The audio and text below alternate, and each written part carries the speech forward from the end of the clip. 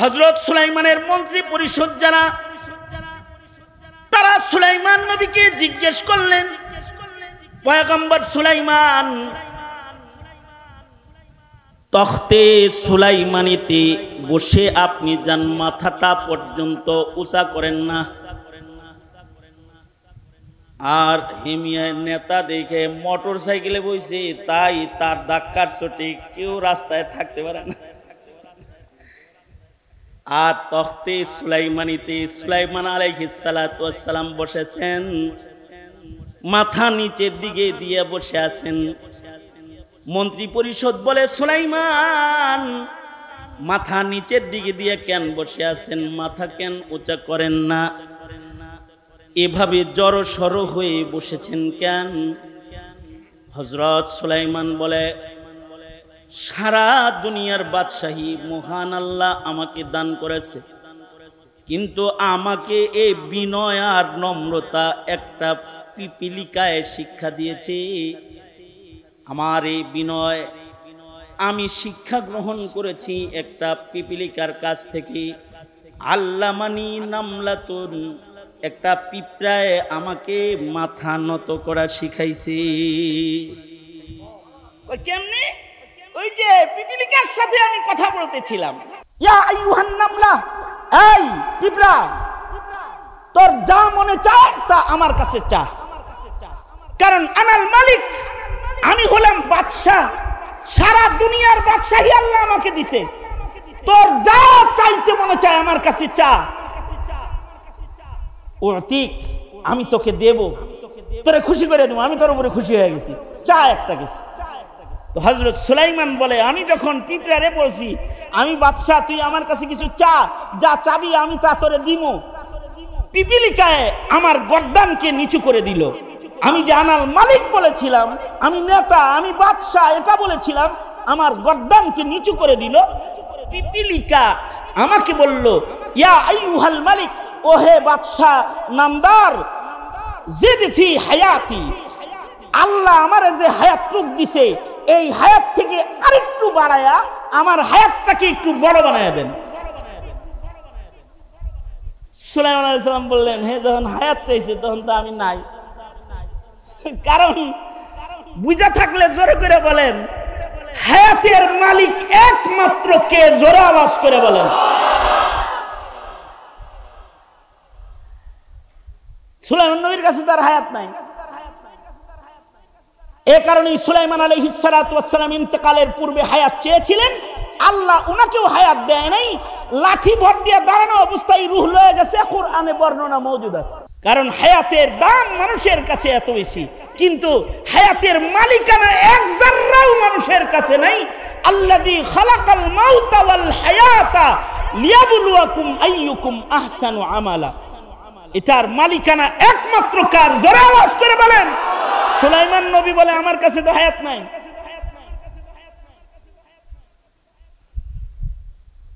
সালমিন গায়রিহি, এছাড়া অন্য আর কিছু চাও, অন্য কিছু চাও। পিপিলিকায় কয়, তাহলে আইয়ুহাল মালিক জিদ ফি রিজকি, ও বাদশা আপনি আমার রিজিক বাড়ায়া দেন। সুলাইমান আলাইহিস সালাম আবার মাথা নিচের দিকে, না না, রিজিকের মালিকও আমি না। বলুন তো রিজকের মালিক কে? জোরে আওয়াজ করে বলেন। আমার আপনার রিজিকের মালিক আল্লাহ। দুনিয়ার সব এই সাঙ্গ খেলা যা আছে, সাঙ্গ হয়ে যায় দুই জিনিসের কারণে, আর খেলা জমে দুই জিনিসের কারণে। হায়াত রিজিক হয় তো দুনিয়ার খেলা বাকি রয়, হায়াত রিজিক নাই তো খেলা বন্ধ হয়ে যায়। দুনিয়ার হায়াত দারমাদার এই দুই জিনিসের উপরে।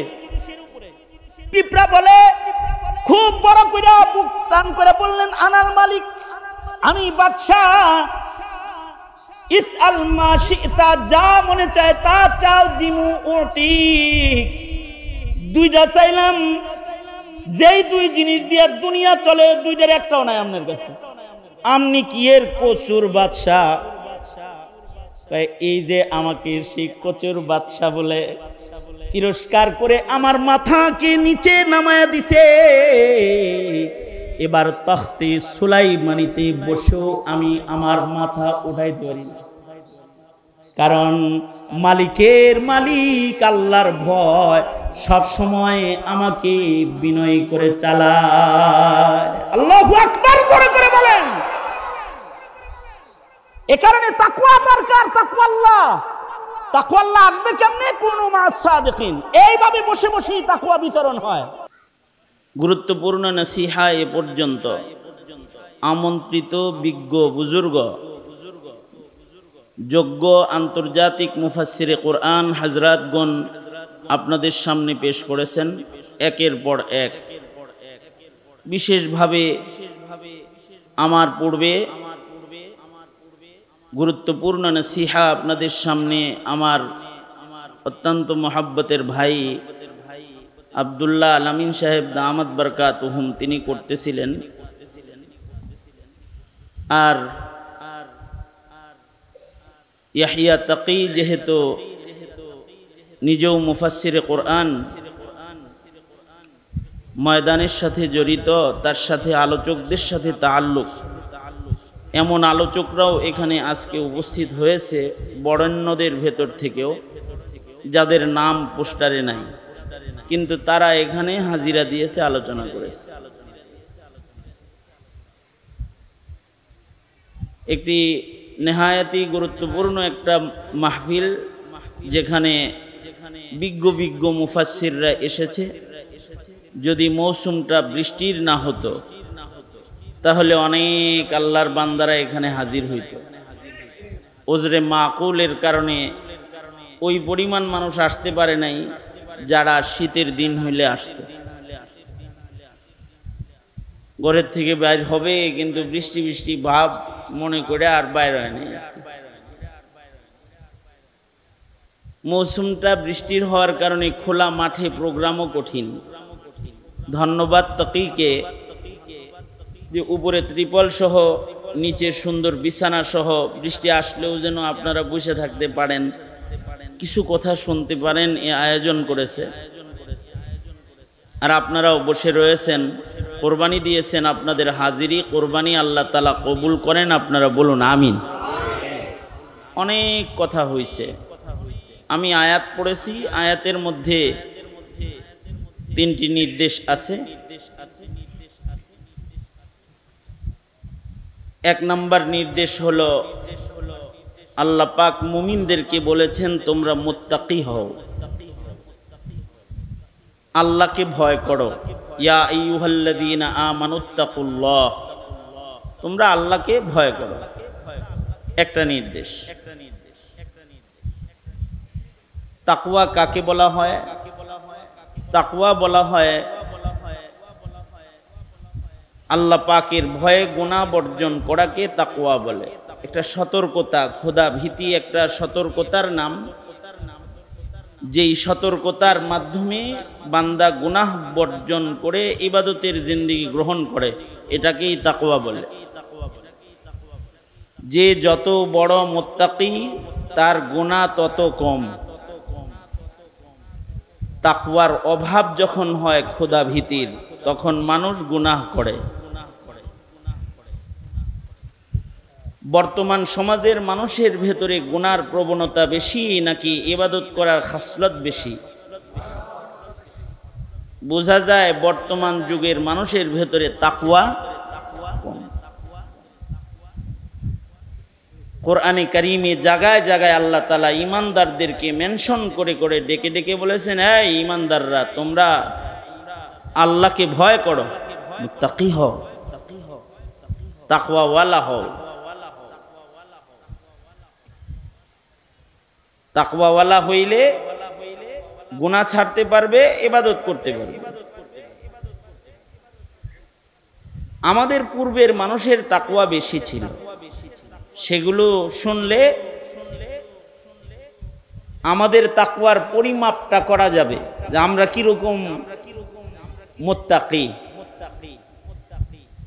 আগের যুগের মানুষরা এতটাই মুত্তাকি ছিল যে তারা গুনাহ তো করতো না, ইবাদত ছাড়তো না, ইবাদতকে আল্লাহর ভয়ে আহমিয়তের সাথে আদায় করত, ইবাদতের পরিপূর্ণ হিফাজত করত তারা তাকওয়ার কারণে। আমাদের টুটাফাটা যতটুকুনি ইবাদত জারি আছে এগুলো নষ্ট হয় তাকওয়ার অভাবে। আমরা কিছু ইবাদত করি কিন্তু মুত্তাকি গোলামের ইবাদত আমরা করি না। আমরা নামাজ পড়ি কিন্তু আমাদের নামাজ তাকওয়ার নামাজ, খৌফ ও খাশিয়াতের নামাজ হয় না।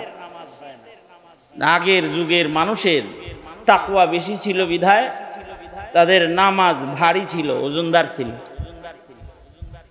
যেমন আমরা নামাজ পড়ি তাকবীরুল হেফাজত নাই, আমরা নামাজ পড়ি জামাতের ইহতিমাম নাই।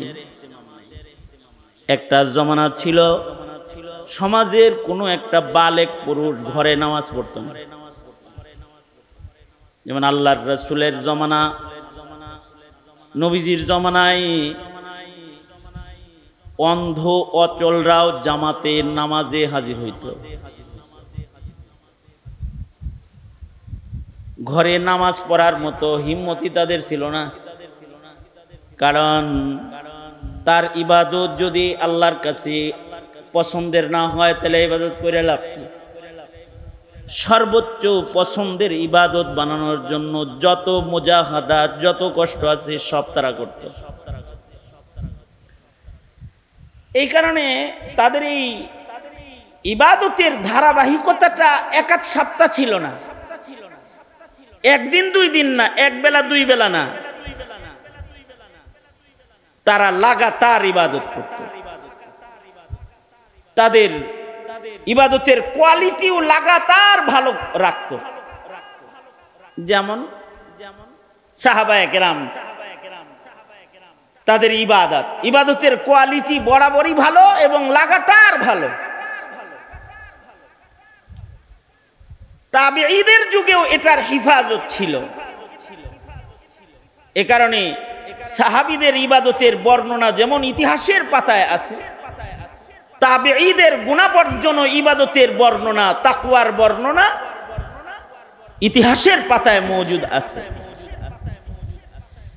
যেমন ইতিহাসের পাতার একজন তাবেঈর নাম আমি বলি আপনাদের সামনে, সাঈদ ইবনে মুসাইয়িব রাহমাতুল্লাহি আলাইহি, যিনি হযরত আবু হুরায়রার মেয়ের জামাই ছিলেন।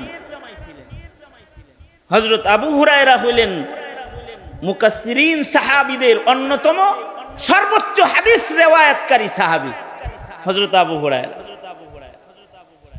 এই হযরত আবু হুরায়রার মেয়ের জামাতা ছিলেন সাঈদ ইবনে মুসাইয়িব।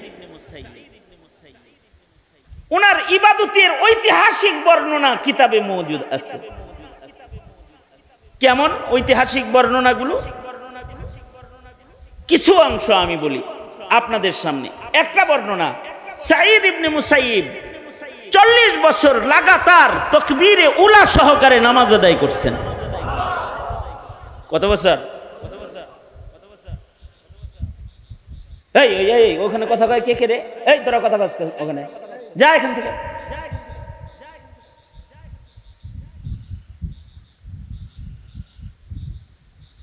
এখন আবার তাকায় রইছো, তুমি বসো ওখানে।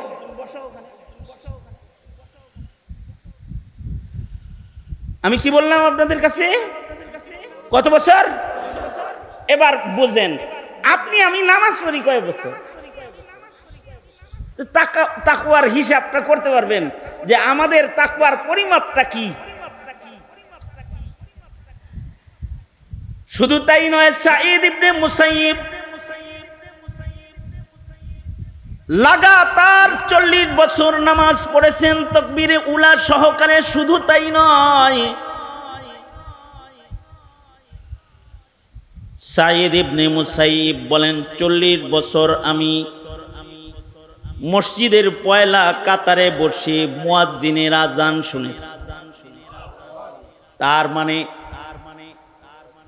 মানে হলো 40 বছর লাগাতার তিনি আজানের আগে মসজিদে প্রবেশ করেছেন। ওনাকে বলা হয়েছে আজানের আগে কেন মসজিদে আসেন, এটাকে বলে তাকওয়াল্লাহ।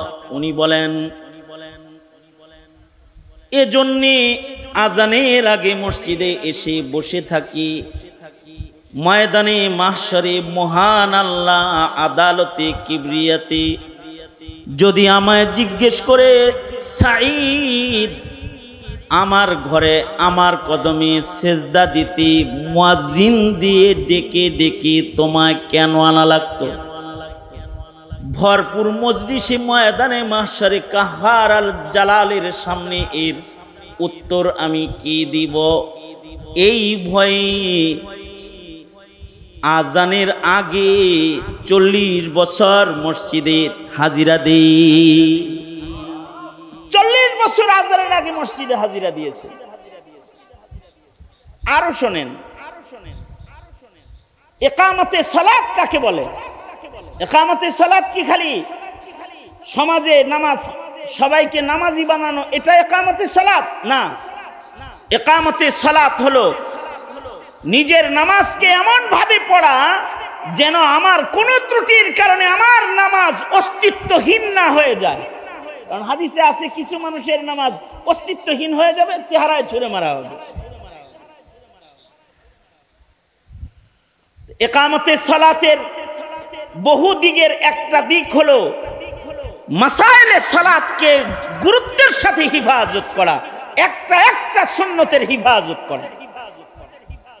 সাইয়্যিদ ইবনে মুসাইয়্যিব যে নামাজ পড়েছেন তিনি এক একটা সুন্নতের হিফাজত কেমন করেছেন উনি বলেন যে 40 বছর আল্লাহর শুকর আমি নামাজ পড়েছি, আমার নজর সেজদার জায়গায় ছিল। 40 বছরের ভেতরে নামাজরত দাঁড়ানো অবস্থায় আমার নজর কখনো আমার সামনে দাঁড়ানো মানুষের পিঠের উপরে পড়ে নাই। আল্লাহু আকবার কাবীর। কি গুরুত্বটা কোন পর্যায়ে? তার মানে হলো নামাজের মধ্যে চোখের একটা সুন্নত আছে না? চোখের সুন্নতের একটা বর্ণনা শুনেন। একটা সুন্নতের অনেক দাম। ওমাইয়ুতি আল্লাহ ওয়ার রাসূল ফাউলাইকা মাআল্লাযিনা আনআমা আল্লাহু আলাইহিম মিনান নাবিয়্যিন ওয়াস সিদ্দীকিন ওয়াস শুহাদাই ওয়াস সালিহিন। বিনা হিসাব জান্নাতীদের সাথে জান্নাতে থাকা যাবে সুন্নতের আমলের বরকতে। আর আমি তিলাওয়াতকৃত আয়াতের শেষে আছে, আমার তিলাওয়াতকৃত আয়াতের শেষে আছে ওমাইয়ুতি আল্লাহ ওয়ার রাসূলা ফাকাদ ফাযা ফাওজান আযীমা। যারা আল্লাহ আল্লাহর রাসূলের ইত্তিবা করবে, সুন্নতের ইত্তিবা করবে, তাদেরকে আল্লাহ তাআলা অনেক বড় পুরস্কার দান করবে, অনেক বড় পুরস্কার দান করবে। সাইয়্যিদ ইবনে মুসাইয়্যিব শুধু চোখের সুন্নতটার কত গুরুত্ব দিছে। চোখের সুন্নত কি? নামাজরত। নামাজে যখন কেউ দাঁড়াবে, দাঁড়ানো অবস্থায় চোখের সুন্নত হলো নজর থাকবে সেজদার জায়গায়। যখন রুকুতে যাবে তখন নজরের সুন্নত হলো তার চোখের দৃষ্টি থাকবে 2 পায়ের মাঝখানে।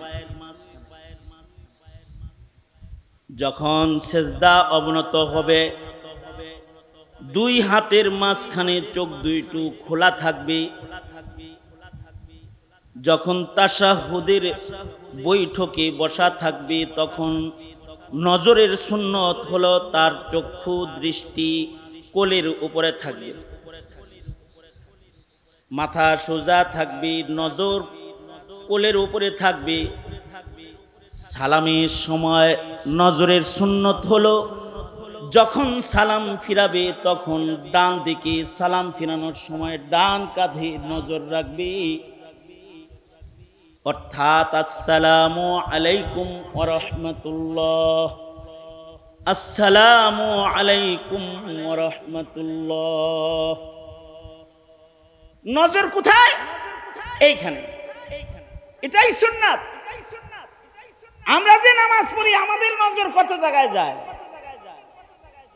নামাজের কাতারে দাঁড়ায় ছাদের ফ্যানও গুইনা ফেলাইছে। পয়লা কাতারে কতগুলো ফ্যান আছে, দ্বিতীয় কাতারে কয়টা আছে? সামনের ফ্যানগুলো নতুন কেন? মুসল্লি কি ফহিমনি নাকি আমার মাথার উপরে একটা পুরান কেন? এগুলো মনে মনে কল্পনা সব শেষ। ইকামতে সালাত করতে আছে, বুঝলেন নাই কথা? যখন নামাজ পড়তেছে নামাজের ভিতরেই হুজুরে কালব তো নাই, সুন্নত নাই, সে মসজিদে দেহ আছে, সে অন্য রাজ্যে ঘোরাফেরা করতেছে। এই যে বেখিয়ালি নামাজ, এটা আমাদের হয়, এটা তাকওয়ার অভাবের কারণে হয়। খেয়াল করে করে সুন্নতের নামাজ, মাসায়েলের হিফাজতের নামাজটাও তাকওয়া যার বেশি, তার নামাজ তত বেশি ভালো হয়। এ কারণে সাঈদ ইবনে মুসাইয়িব বলে, শুধুই আমি নজরের সুন্নতের হিফাজত 40 বছর নামাজে এমন ভাবে করেছি, দাঁড়ানো অবস্থায় সেজদার জায়গায় নজর রেখেছি 40 বছর। এই 40 বছরের মধ্যে কখনো আমার দৃষ্টি আমার সামনে দাঁড়ানো কোনো মানুষের পিঠের উপরে পড়ে নাই। এতটা সুন্দর করে যদি কেউ নামাজ পড়ে, তাহলে তার নামাজের পুরস্কারও তো মহান আল্লাহ বড় দিবেন। কারণ হলো তার নামাজের রুকু সিজদার ভেতরেও তাকওয়া বেশি। আর আমাদের সালাম ফিরা কেমনে জানেন? গ্রামে গঞ্জে আসসালামু আলাইকুম ওয়া রাহমাতুল্লাহ, আব্দুল জব্বার ভাই তো আসে নাই আজকে, আর আসসালামু আলাইকুম ওয়া রাহমাতুল্লাহ সুলাইমান ভাই তো আসে নাই দেখি। সুলাইমান ভাই বাম পাশে দাঁড়ায়, হেও জানে, আর আব্দুল জব্বার ডান পাশে দাঁড়ায়, এটাও জানে। সালাম ফিরানোর সময় দুনো পাশে চেক করা শেষ করছে। এই যে নামাজের এই হালত হইল, এইটাও তো তাকওয়ার অভাবের কারণে হইল।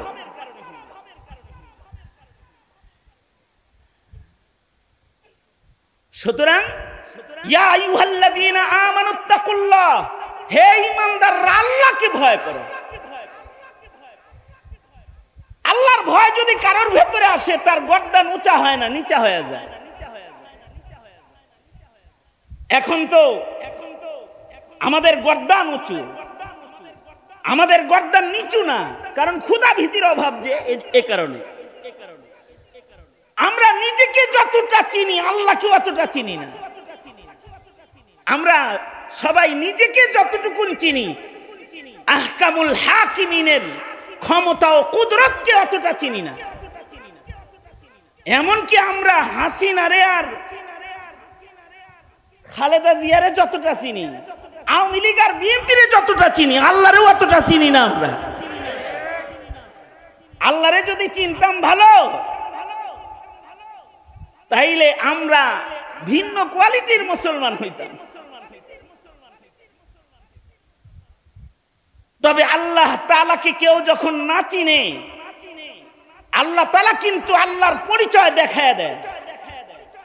যেমন এক সময় আল্লাহ বিল্লাহ সব ভুইলা, মোল্লা মুন্সি সব ধইরা, জেলখানা ভইরা আর অত্যাচার কইরা আওয়ামী লীগ যেন ক্ষুধা ভুইলা গেছিল, এরকম অবস্থান যখন হয়েছে, ঘাটটা ধরে হেলিকপ্টারে পাঠায় দাদার দেশে পাঠায় দিয়েছে, ইন্ডিয়া পাঠায় দিয়েছে।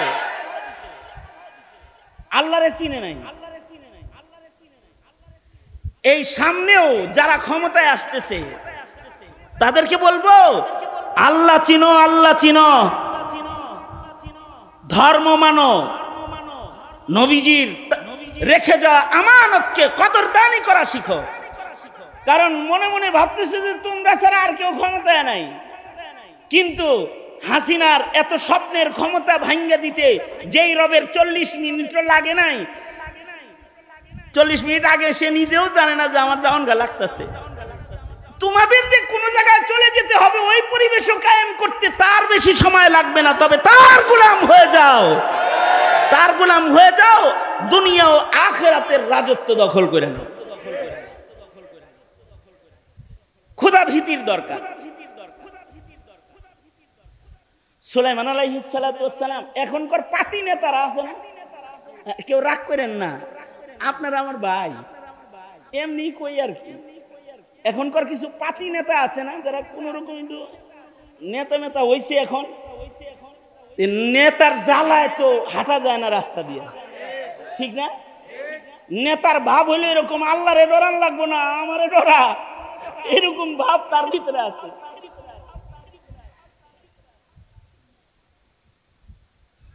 মানে আঞ্চলিক একটা নেতা এইরকম, একদিন সে পলায়া ছিল, এখন এই বুক টান করে হাঁটে এখন, মানে হের কিন্তু কোনো ক্ষমতা নাই, তার উপরের কোন বসের পাওয়ারের জ্বালাই হের দাপটে এলাকা দিয়ে হাঁটতে পারবেন না আপনি।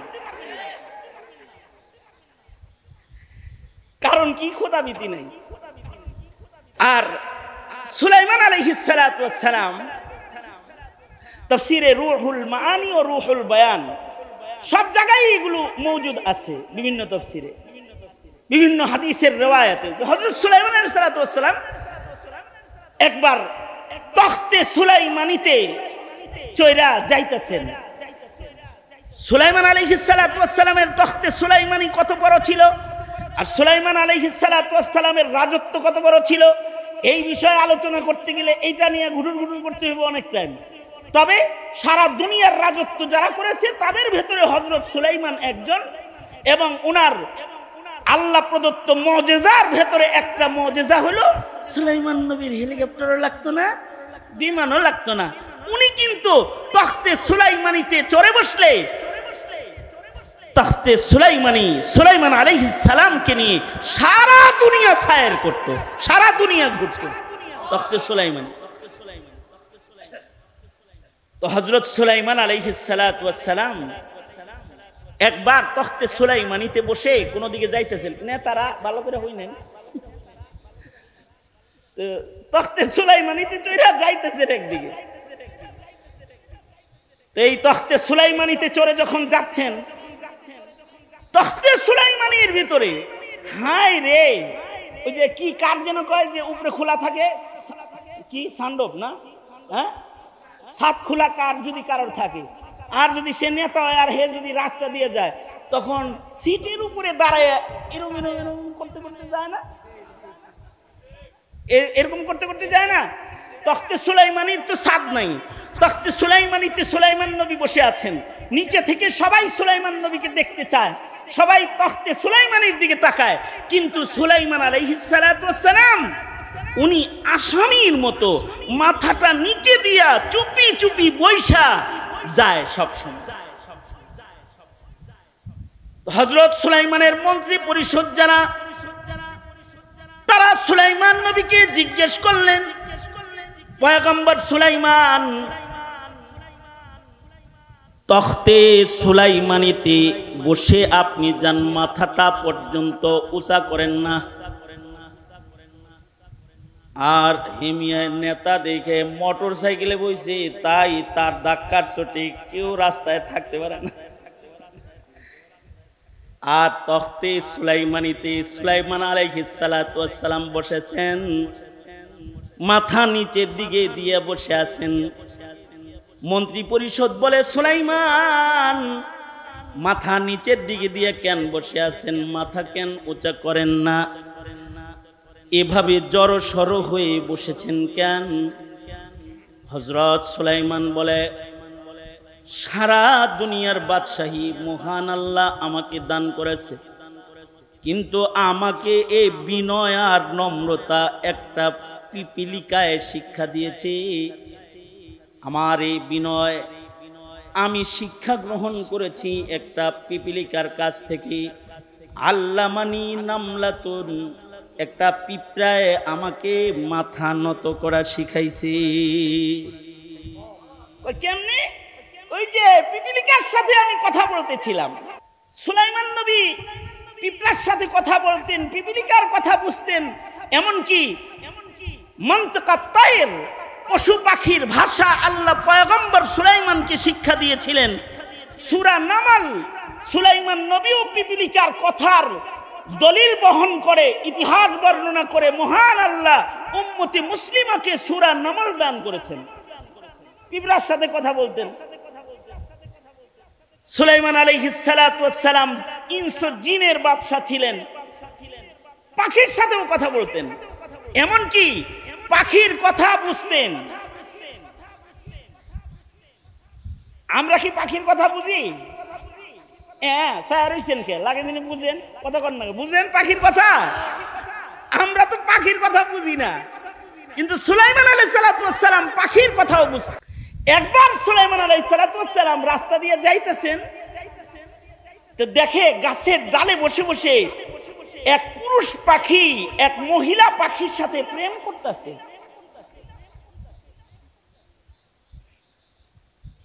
পুরুষ পাখিটা মহিলা পাখিরে কয় কি জানেন? এই আমার মতো প্রেমিক পাবি না, এগুলো বলতেছে। এই আমার সাথে বিয়া শাদী হইলে লাভ আছে, আমি অন্যান্য পাখির মতো পাখি না। এক চড়ই আর এক চড়ই পাখিরে বলতেছে আমার সাথে একটু পীড়িত কর, আমার সাথে প্রেম করলে লাভ আছে। কি লাভ জানিস? আমি তোকে মসজিদুল আকসার সাদা গম্বুজের ভেতরে তোর জন্য একটা বাড়ি বানায় দিব। সুলাইমান নবী কয় সব বিয়াকারীরা মিথ্যাবাদী, কারণ মসজিদুল আকসার খবর আমার চাইতে তো আর কেউ বেশি জানে না। বারবার আমি মসজিদুল আকসা নির্মাণ করেছি, আর ও বউয়ের লোভ দেখাইতেছে যে ওই মিনারার সাদা জায়গায় তোকে একটা বাসা বানায় দিব, ওইখানে দুইজন থাকবো, আমার সাথে ওই জায়গায় সম্পর্ক আছে, করার মতো লাইনঘাট আছে, এগুলো বলতেছে। সুলাইমান নবী বলে যে কিরকম মিথ্যাবাদী, কুল্লু নাকিহিন কাযযাব। সুলাইমান নবী বলে সব বিয়াকারী যারা এগুলি সব মিথ্যাবাদী, কারণ বিয়ার আগে খালি বিভিন্ন ধরনের প্রলোভন কথাবার্তা উল্টাপাল্টা কয়, আর বিয়ার পরে এই মিষ্টি কথা থাকে না, এই কথাগুলো টক হয়ে যায়। মানুষের মুখের কথা টক হয়ে যাক, তিতা হয়ে যাক, ধারালো হয়ে যাক, এটাও আল্লাহ পাক চান না। এ কারণে আল্লাহ পাক বলেন অকুলু কাউলান সাদীদা। আমি যে আয়াত পড়েছি এটা কিন্তু বিবাহের খুতবার ভেতরে এই আয়াত পড়া হয়। বিয়ের খুতবার ভিতরে যে 3 আয়াত পড়া হয় তার ভিতরে এইটা এক আয়াত। তার মানে হলো ইয়া আইয়ুহাল্লাযীনা আমানুত্তাকুল্লাহ ওয়া কুলু কাওলান সাদীদা। আল্লাহ বলেন হে ঈমানদারেরা তোমরা আল্লাহকে ভয় করো, আকুলু কাওলান সাদীদা, তোমরা মিষ্টি মিষ্টি কথা বলো, সুন্দর সুন্দর কথা বলো, দুষ্ট কথা বলবা না, নষ্ট কথা বলবা না, ভালো কথা বলবা, পাক কথা বলবা, সুন্দর সুন্দর কথা বলবা। বিয়া শাদী যেহেতু কথার মাধ্যমেই বিয়ে হয়, এ কারণে সুন্দর সত্য কথা বিবাহের মজলিসে যেন উচ্চারিত হয়। 2টা কবুল শব্দ কথার মাধ্যমে দূরের 2টা মানুষ কাছের হইয়া যায়। এই মুখের কথাগুলো যেন নষ্ট কথা না হয়, এই কথাগুলো যেন প্রলোভনের কথা না হয়, আর বিয়ের পরে যেন আবার বাসা পাল্টায় না যায়। বিয়ের আগে কইছে রসের, এবার কয় কষের। বিয়ে কইরা আইনে এবার কয় জানি না তোর বাড়ি কি আছে, এত ফুটানি করস কে, আমার বাড়িতে থাকবি, 3 বেলা খাবি, সোজা হয়ে চলবি। আর এর আগে বলছে বিয়ে সাহেব আমার ছেলের কাছে মেয়েটা দেন, রাজরানী বানায় রাখবেন। আর বাড়িতে আইনা কয় বুড়া বয়সে তোমার শাশুড়ি কাজ করবে নাকি, চোখে দেখো না, কাজের বুয়া একটা ধরে রয়েছে। দিন রাতের সব কাজ হের ঘরে উঠাই দিছে। তো হযরত সুলাইমান বলে সব বিয়াকারীরা মিথ্যাবাদী। এরে পাখি বিয়া করতে চায়, তাও বললো কি মিছা কথা কয়। অন্যরা পাখির ভাষা বুঝে না, তাই তারা জানে না, কিন্তু সুলাইমান নবী যেহেতু আল্লামানি মানতিকাত তাইর, হযরত সুলাইমান বলেন আল্লাহ আমাকে পাখির ভাষা শিক্ষা দিয়েছেন। উনি পাখির ভাষা শুনতেছেন, যে পাখিরে বলে আই লাভ ইউ, আমি তোমাকে ভালোবাসি, আর আমি স্বামী হিসেবে একজন মানে খুব ভালো কোয়ালিটির একটা স্বামী, সুতরাং আমাকে বিয়ে করলে তোমাকে কিন্তু মসজিদুল আকসার মিনারায় আমি বাড়ি বানায় দিব। যাই হোক, এটা কথা না, ফাঁক দিয়া আয়াতের ভেতরে একটু ঢুকেছিলাম, আবার বেরিয়ে গেলাম। সেটা হলো সুলাইমান আলাইহিস সালাতু ওয়াস সালাম পশু পাখির ভাষাও বুঝতেন এবং পিপিলিকার ভাষাও বুঝতেন, পিঁপড়ার সাথে কথা বলতেন। তো হযরত সুলাইমান পিপিলিকার সর্দারকে বললেন, ইসআল মা শিতা ইয়া আইয়ুহান নামলা, এই পিঁপড়া, তোর যা মনে চায় তা আমার কাছে চা, কারণ আনাল মালিক, আমি হলাম বাদশাহ, সারা দুনিয়ার বাদশাহী আল্লাহ আমাকে দিছে, তোর যা চাইতে মনে চায় আমার কাছে চা, উতিক, আমি তোকে দেব, তোরে খুশি করে দেব, আমি তোর উপরে খুশি হয়ে গেছি, চা একটা কিছু। তো হযরত সুলাইমান বলে, আমি যখন পিঁপড়ারে বলছি আমি বাদশাহ, তুই আমার কাছে কিছু চা, যা চাবি আমি তা তোরে দিব, পিপিলিকায় আমার গর্দানকে নিচু করে দিল। আমি যে আনাল মালিক বলেছিলাম, আমি নেতা, আমি বাদশাহ এটা বলেছিলাম, আমার গর্দানকে নিচু করে দিল। পিপিলিকা আমাকে বলল, ইয়া আইয়ুহাল মালিক, ওহে বাদশাহ নামদার, জিদ ফি হায়াতি, আল্লাহ আমারে যে হায়াত রূপ দিছে এই হায়াত থেকে আরেকটু বাড়ায়া আমার হায়াতটাকে একটু বড় বানায়া দেন। সুলাইমান আলাইহিস সালাম বললেন, হে যখন হায়াত চাইছে তখন তো আমি নাই, কারণ বুঝা থাকলে জোরে করে বলেন, হায়াতের মালিক একমাত্র কে, জোরে আওয়াজ করে বলেন। সুলাইমান নবীর কাছে তার হায়াত নাই, এ কারণেই সুলাইমান আলাইহিস সালাতু ওয়াস সালাম ইন্তেকালের পূর্বে হায়াত চেয়েছিলেন, আল্লাহ উনাকেও হায়াত দেয় নাই, লাঠি ভর দিয়ে দাঁড়ানো অবস্থায় রূহ লয়ে গেছে, কুরআনে বর্ণনা মওজুদ আছে। তার মানে হায়াতের মালিক কে, জোরে বলুন। সুতরাং আমেরিকার সাথে সম্পর্ক থাকলে বাসমু, ইন্ডিয়ার সাথে সম্পর্ক থাকলে বাসমু, চায়নার সাথে সম্পর্ক থাকলে বাসমু। আমাদের বাঁচা মরা কার হাতে, জোরে আওয়াজ করে বলেন। আমাদের জীবন, আমাদের মরণ সবকিছু মহান আল্লাহ পাকের হাতে। এ কারণে মুসলমানরা আমেরিকাকে ভয় পায় না, ইমানদারেরা ইন্ডিয়াকে ভয় পায় না, কারণ তাদের আয়তন বড় হতে পারে, অস্ত্রের শক্তি বেশি হতে পারে, ওদের জন্য আল্লাহ নাই, লানাল মাওলা ওয়ালা মাওলা লাহুম, আমাদের জন্য আছেন কি, জোরে আওয়াজ করে বলেন। হায়াতের মালিক তো আল্লাহ, পৃথিবীর কোন রাজা বাদশার কাছে হায়াত নাই। সুলাইমান নবী বললেন, এইটা ছাড়া অন্য কিছু চাওয়া যায় না, এটা তো কোনো মানুষ দিতে পারে না, আসলেই দিতে পারে না।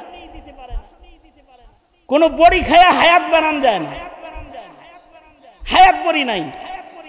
ইদানিং কালে কোন ঔষধ যদি মার্কেটে আসে, এইটার ম্যানেজমেন্টে এবং প্রচারণায় যে পরিমাণ, ওগুলোর কি কয় ইংলিশে, হ্যাঁ, আরে না, যারা ঔষধ ঘুরে মার্কেটিং করে, মার্কেটিং ম্যানেজার, এই মার্কেটিং ম্যানেজার ট্যাবলেট যত আছে তার চাইতে ম্যানেজার বেশি আছে। মার্কেটিং ম্যানেজার বড়ি যে কয়টা, এর চাইতে লোক বেশি। সব ডাক্তারের চেম্বারে একজন করে বয়ে রয়েছে। একজন আইসা আমাকে বলে, হুজুর আমি কিন্তু ভালো ওষুধ কোম্পানির একজন মার্কেটিং ম্যানেজার, আমার দাওয়াত দিতে আইছে আর কি। আমি বললাম, তো আপনার লগে খাতির রাখা দরকার, কারণ অসুখ বিসুখ জেলেতে আসার পরে না খুব বেশি, হাসিনা জেলখানায় এত আদর করছে যে জেলের থেকে বের হওয়ার পরে এবার অসুখ বিসুখের সীমা নাই, আপনার লগে খাতির দরকার। তা আমি বললাম, তো আপনার কোম্পানি কি কি ওষুধ বানায়? এই এই এই এই এই এই এই এই এই আমি কই যে ধর মিয়া, এই ওষুধ তো অন্য কোম্পানিও বানায়, আপনার কোম্পানি কে বললেন একটা ভালো বড়ি বানাইতে, কি কোনো আইডিয়া হুজুর? আমি কই, হ্যাঁ আমার কাছে দারুণ আইডিয়া আছে, যে জমিন বেচা আগে বড়ি কিনা সবাই যার যার আলমারি বইরে রাখবো, যদি একটা বড়ি খালি বানান যায়, বড়িটার নাম দিবেন হলো হায়াত বড়ি। কি বড়ি? কি বড়ির নাম হবে হায়াত বড়ি। এইটা কেনার জন্য বাপেরা তাদের মিরাজ বন্টন বন্ধ করে দিবে, যার যার জমিন বইছে নিজেই বড়ি কিনা বইয়া থাকবো, আর কইব তুই যা ছেলে আসো, ভালো কথা, বড়ি কেনার জন্য টেহা পাবি না। এই জায়গা জমিন যা আছে এগুলো সব বিক্রি করে আমি বাচ্চা যাবো, কারণ হায়াতের দাম মানুষের কাছে এত বেশি, কিন্তু হায়াতের মালিকানা এক জাররাও মানুষের কাছে নাই। আল্লাযী খালাকাল মাউতা ওয়াল হায়াতা লিয়াবলুয়াকুম আইয়ুকুম আহসানু আমালা। এটার মালিকানা একমাত্র কার? জোরে আওয়াজ করে বলেন। সুলাইমান নবী বলে আমার কাছে তো হায়াত নাই।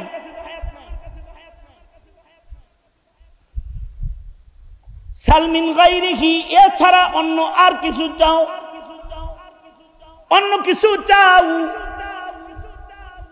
পিপিলিকায় কয় তাহলে আইয়ুহাল মালিক জিদ ফি রিজকি, ও বাদশা আপনি আমার রিজিক বাড়ায় দেন। সুলাইমান আলাইহিস সালাম আবার মাথা নিচের দিকে, না না, রিজিকের মালিকও আমি না। বলুন তো রিজকের মালিক কে? জোরে আওয়াজ করে বলেন। আমার আপনার রিজিকের মালিক আল্লাহ। দুনিয়ার সব এই সাঙ্গ খেলা যা আছে সাঙ্গ হয়ে যায় দুই জিনিসের কারণে, আর খেলা জমে দুই জিনিসের কারণে। হায়াত রিজিক হয় তো দুনিয়ার খেলা বাকি রয়, হায়াত রিজিক নাই তো খেলা বন্ধ হয়ে যায়। দুনিয়ার হায়াত দারমাদার এই দুই জিনিসের উপরে। পিঁপড়া বলে, খুব বড় করে বুক টান করে বললেন, আনাল মালিক, আমি বাদশাহ। ইসআল মা শিতা, যা মনে চায় তা চাও, দিমু উতি। দুইটা চাইলাম, যেই দুই জিনিস দিয়ে দুনিয়া চলে, দুইটার একটাও নাই আপনার কাছে। আপনি কি এর কচুর বাদশাহ? এই যে আমাকে সেই কচুর বাদশাহ বলে তিরস্কার করে আমার মাথাকে নিচে নামায়া দিছে। এবার তখতে সুলাইমানিতে বসেও আমি আমার মাথা উঠাইতে পারি না, কারণ মালিকের মালিক আল্লাহর ভয় সব সময় আমাকে বিনয় করে চালায়। আল্লাহু আকবার করে বলেন। এ কারণে তাকওয়া দরকার। তাকওয়া আল্লাহ আসবে কেমনে? কুনু মা'আস সাদিকিন। এইভাবে বসে বসেই তাকওয়া বিতরণ হয়। সুতরাং সমাজকে মুত্তাকি বানান, সমাজের মুখের ভাষা সুন্দর বানান, সমাজকে সুন্নতওয়ালা বানান। ফাকাদ ফাযা ফাওজান আযীমা। ইনশাআল্লাহ সমাজের মানুষকে মুত্তাকি বানাবো, ইনশাআল্লাহ। জোরে করে বলেন। খোদা ভীরু বানাবো, তাকওয়া আল্লাহ শিখাবো, এবং ভাষা সুন্দর বানান, জবান ভালো করেন। রাজনীতি করেন আপনারা, একজনের গালির জ্বালায় আর একজনের ভোট চলে যায়। এই মুখ ভালো করে আলান, সুন্দর ভাষা নিয়ে আগমন করুন। কারণ মানুষের যখন মুখ অসুন্দর হয়ে যায় তখন বুক অসুন্দর হয়ে যায়, আর যখন মুখটা ভালো হয় তো বুকটা ভালো হয়ে যায়। এ কারণে কুলু কাওলান সাদীদা, মুখটা ভালো করো, বুকটা ভালো হয়ে যাবে। সুতরাং দুষ্ট কথা উচ্চারণ করব না, ইনশাআল্লাহ। জোরে করে বলেন। তৈয়ার আছি তো ইনশাআল্লাহ। আর সুন্নতের পাবন জিন্দেগি করব। সমাজে মুত্তাকি বাচ্চা কাচ্চা বানাইতে দরকার। মাদ্রাসা, স্কুল, কলেজে তাকওয়া শিক্ষা দিবে না, কিন্তু তাকি আপনার ছেলেকে তাকওয়া শিক্ষা দিবে। যে কোনো মাদ্রাসা আপনার সন্তানকে তাকওয়া শিক্ষা দিবে, নম্র ভাষা শিক্ষা দিবে। এ কারণে দেখেন না, এই দেশের কোন হুজুরের ভাষা খারাপ না, এরা মিম্বরে বসে বসে মিষ্টি কথায় কথা কয়। আপনি কি মনে করেন আপনার মতো ভাষা এরা জানে না? বিশ্বাস করেন, যদি প্রতিযোগিতা লাগে না, আপনি পারবেন না, কিন্তু জানে, কিন্তু আপনাকে কিছু বলে না আর কি। কারণ তারা তাদের মুখকে সুন্দর কথায় ব্যবহার করে, সুন্দর কাজ করে, সুন্দর কথা, সুন্দর বুক, তাই সুন্দর কাজ বেশি করে। তবে মুমিনের হৃদয়ে ঈমান আছে। ঈমান, এই ঈমান নষ্ট করে, তাকওয়া তাহারাত নষ্ট করে যারা জাতিকে বেঈমান বানাইতে চায়, তাদের মোকাবেলায় সংগ্রাম এক নম্বর হলো তালিম তরবিয়তের সংগ্রাম। তালিম তরবিয়তের মাধ্যমে এদের বিরুদ্ধে সংগ্রাম চালিয়ে যেতে হবে। নবী রাসূল দিয়ে আল্লাহ তাআলা এই পদ্ধতিটাকেই সর্বপ্রথম গ্রহণ করেছেন, তালিম ও তরবিয়ত। আমি একটা কথা বলে আমি আমার আলোচনা আজকের মতো শেষ করে দেব ইনশাআল্লাহ। সেটা হলো, হজ থেকে আসার সময় আমি ফ্লাইটে উঠেছি এই গত সফরে। তা আমার পাশে যে ক্রু আছে খেদমতে, তো বিজনেস ক্লাসের ওই ক্রুদের কাছে নাম শুদ্ধা ওদের কাছে লিস্ট আছে, অমুক অমুক এত সিটে, অমুক অমুক এত সিটে। তো আমার সিট বরাবর এসে দাঁড়ায় ক্রু বলে কি, your name Khalid Saifullah Ayyubi? G, my name is Khalid Saifullah Ayyubi. Your name, তোমার নাম কি? মাই নেম ইজ আলী, আমার নাম আলী। আলী। আমি ভাবলাম যাক, আজকে কমাস কম একটা মুসলমানের রাতের খাওয়ান দাওয়ান নসিব হইতেছে মনে হয়। খুশি হয়েছি আর কি। তো আমার কাছে আসছে, খাবার নিয়ে আসছে। তা আইসা আমার দাড়িতে হাত দিয়া বলে, তোর দাড়িটা খুব সুন্দর লাগে, ইউ আর এ সুন্নি মুসলিম? আমার তুই কি সুন্নি মুসলিম নাকি? হ্যাঁ, আমি সুন্নি মুসলিম। You are a Sunni Muslim? No no no, my grandfather is Muslim. হ্যাঁ, হে বললো যে না না না, আমি মুসলমান না, তবে আমার দাদা মুসলমান ছিল। হে, দাদা মুসলমান ছিল? আমি কি, তোর নাম আলী হইলো কেমনি? আব্বা যে মুসলমান ছিল, আব্বা শখ করে নাম রাখছে আলী, কিন্তু বাবা আমার ছোটবেলায় মারা গেছে। বাবা বিয়ে করেছিল একটা খ্রিস্টানকে। বাবার মৃত্যুর পরে আমার মা আমাদের 3-4 ভাই বোন যারা আছি এদের সবাইরে খ্রিস্ট ধর্ম শিখাইছে, খ্রিস্টানদের সাথে আত্মীয়তা করাইছে। আমাদের মুসলিম পরিচয় যেটা, ওইটা বাবার পর্যন্তই শেষ, এরপরে ব্রেক হয়ে গেছে। তার মানে হলো একটা ছেলে, তার নাম আলী, কিন্তু তার দাদা ছিল মুসলমান, কিন্তু সে নাতির তৃতীয় পুরুষে এসে সে হয়ে গেছে পুরা খ্রিস্টান। তার বংশের থেকে খ্রিস্টান প্রজনন কেন্দ্র চালু হয়ে গেছে। এইটা শোনার পরে আমি যে 4.5 ঘন্টা বিমানে ছিলাম, এর ভেতরে আমি কিছু খাইতেও পারি নাই, এর ভিতরে একটু আরামও করতে পারি নাই, শুধু কাঁদছি আর পেরেশান হইছি যে এটাই যদি হয়, পরিবেশের কারণে যদি দাদা মুসলিম হয় তার নাতি খ্রিস্টান হয়ে যায়, তাইলে আমার দেশের স্বাধীন মাটিতে যারা হিন্দুত্ববাদের চাষাবাদ করতে চায়, যারা খ্রিস্টবাদের চাষাবাদ করতে চায়, যারা কাদিয়ানির চাষাবাদ করতে চায়, ওরা তো আমার নাতিপুতির ভেতর থেকে এক সময় মুসলিম প্রজনন বন্ধ করে খ্রিস্ট প্রজনন চালু করে ফেলবে।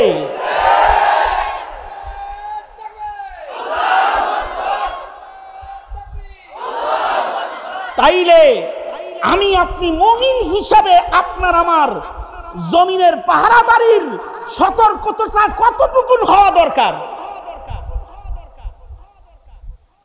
বুঝলে বুঝপাতা, না বুঝলে নাকি তেজপাতা লোকে বলে।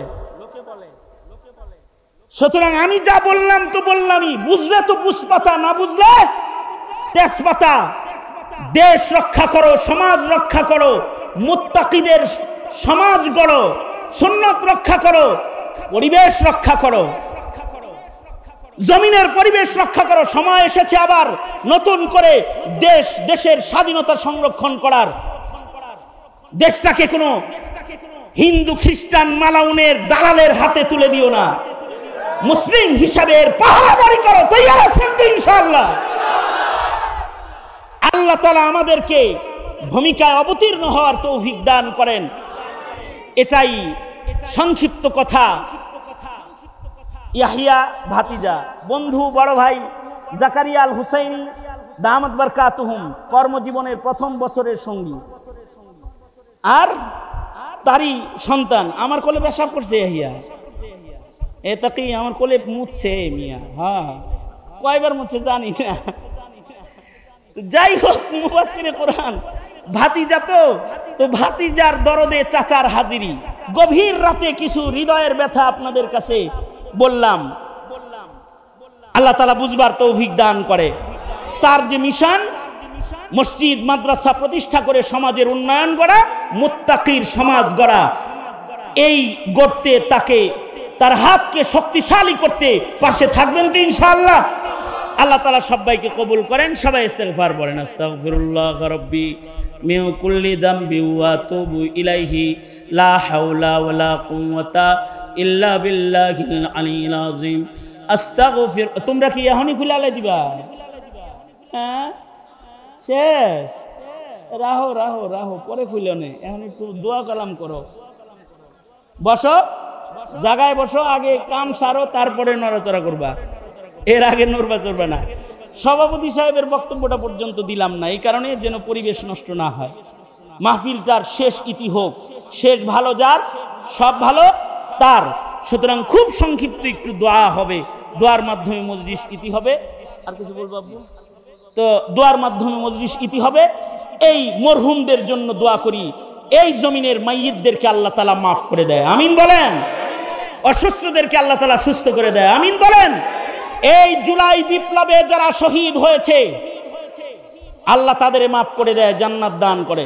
যারা অসুস্থ অবস্থায় রয়েছে আল্লাহ তাআলা তাদেরকে সুস্থতার নিয়ামত দান করে। যারা ত্যাগ দিয়েছে স্বাধীনতা সার্বভৌমত্ব রক্ষায়, তাদেরকে উত্তম জাযা আল্লাহ তাআলা দান করে, আমিন বলেন। আলহামদুলিল্লাহি রাব্বিল আলামিন, ওয়াসসালাতু ওয়াসসালামু আলা সাইয়্যিদিল আমবিয়া ওয়াল মুরসালিন মুহাম্মাদিন ওয়া আলা আলিহি ওয়া আসহাবিহি আজমাইন। ভাতিজা ইয়াহইয়া তাকির আয়োজনে তার মাদ্রাসায় হাফেজ ছাত্রদের মাথায় দস্তার পড়াইছি। ইয়া আল্লাহ, তার গর্বিত পিতা মজলিসের সভাপতি রব্বুল আলামিন, গভীর রাত মাঝরাত পার হয়ে শেষ রাত্রিতে আমরা পা রেখেছি। ভিক্ষুকের মতো গভীর রাতে দুইটা হাত কাঙ্গালের মতো বাড়ায় ধরেছে। জিন্দেগির সব গুনার জন্য তোমার কাছে মাপ চাই আল্লাহ। আমাদের জিন্দেগির সব গুনাহ তুমি মাফ করে দাও আল্লাহ। ছোট বড় সগীরা কবিরা, জেনে না জেনে, আধারে আলোয় যত পাপাচার আমরা করেছি মাফ করে দাও। ওগো আল্লাহ, জিন্দেগি সুন্দর বানায় দাও। ইয়া আল্লাহ, পৃথিবীর নিকৃষ্টতম জালেম ইসরায়েলকে হালাক করে দাও আল্লাহ। ফিলিস্তিনের মুসলমানদেরকে মদদ নুসরত করো, বাংলার জমিনে শান্তি দান করো রব্বুল আলামিন। জুলাই মাসে, জুলাই বিপ্লবে যারা শহীদ হয়েছে তাদের ভুলি না আল্লাহ। মাগফিরাত দাও, দারাজাত বুলন্দ করে দাও রব্বুল আলামিন। যারা অসুস্থ তাদের সুস্থ করে দাও ইয়া আল্লাহ। অত্র এলাকার মাটির নিচে যত মাইয়িত ঘুমায় রয়েছে তাদের কবরগুলা জান্নাতের বাগান বানায় দাও। এখানে যারা হাত তুলেছে কারোর মা নাই, কারোর বাবা নাই, ইয়া আল্লাহ, যুগ যুগ আগে পিতার লাশ কবরে রেখেছে, কাফন সরায়া বাবারে শেষ দেখা দেখেছে। মায়ের লাশ কবরে নামায়েছে, মাকে শেষ দেখা দেখেছে। জীবনে কোনোদিন আব্বা মা ডাক যাদের নসিব হবে না আল্লাহ তাদের মাফ করে দাও ইয়া আল্লাহ। আব্বা জান জাইনুল আবিদিন কি মাফ করে দাও। এমন আমার মতো যারা বাপ খারাপ সকলের বাবাকে জান্নাত দিয়ে দাও রব্বুল আলামিন। আমাদের আওলাদ ফরজন্দদেরকে নেককার বানাও, মাদ্রাসাতুত তাকিকে কবুল করে নাও রব্বুল আলামিন। হাজত খাজানায়ে গায়েব থেকে মিটায়া দাও রব্বুল ইজ্জত। এই মুহূর্তে আমাদের সালাম প্যারা নবীর রওজায়ে আতহারে পৌঁছায়া দাও ইয়া আল্লাহ। জানি না কখন মৌতের পরওয়ানা জারি হয়ে যাবে, মৃত্যুর আগে কামিল ঈমান নসিব করে দিও আল্লাহ। অনেক কিছু বলার, সংক্ষেপ বক্তব্য, যা বলার, যত কল্যাণ সব আমাদের তুমি দান করো, আর যত অকল্যাণ তার থেকে ধরে ধরে আমাদের হিফাজত করো। আল্লাহুম্মা জাআল সারানা আলা মান যালামানা ওয়ানসুরনা আলা মান আদানা ওয়ালা তাজআল মুসিবা